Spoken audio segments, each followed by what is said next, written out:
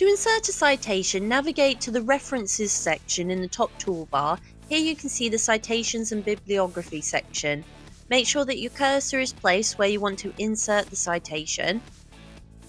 Then navigate to Insert Citation, click on this, and then Add New Source. This will bring up the information that you can add about your source, so you can select the type of source it is, the title, the name, the author, when it was published, etc. You can also select Show All Bibliography fields, and this will give you much more information that you can add into your book if required. To edit how the author name appears, click on Edit next to this field and you can change the different options. Once you're finished, press OK and this will insert the corresponding tag into the text. You do not need to put in this information every time you want to use a citation. You can reuse the ones you've created. Click your cursor where you want to insert the citation, go to Insert Citation and you can choose from the ones that you've already made. If you need to edit sources, if you go up to References and then Manage Sources, this is where you can see all of the citations you've created and you can edit them. If you click on them and then press Edit.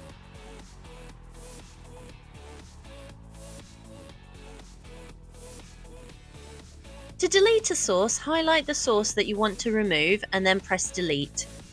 This will remove it from your available sources. The master list in Word Source Manager stores all sources you've ever added, acting as a central repository for reuse across your documents. The current list contains only the sources specific to your current document, which are used for citations and bibliographies. You can copy sources from the master list to the current list as needed.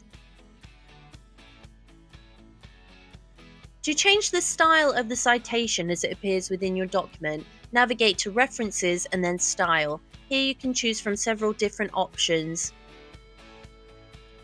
To insert your final bibliography, navigate to the end of your document, make sure your cursor is placed there, then go to References, Bibliography, and then choose the appropriate one for your document. Word will then generate your bibliography using all the different citations that you've used. If you need to change the type of bibliography you've inserted, click on the bibliography, then navigate to the little book symbol. Here you can change the layout of it. You can also convert it to static text too. If you make any changes or add in any further items, if you just make sure that you press Update Citations and Bibliography and this will update it for you. You can style your bibliography as you would do normal text by going to Home. You can change the layout, the font, the heading, etc. An important thing to remember is if you make any manual styling changes, if you update your bibliography, that will clear any of those styling changes that you've made to the text.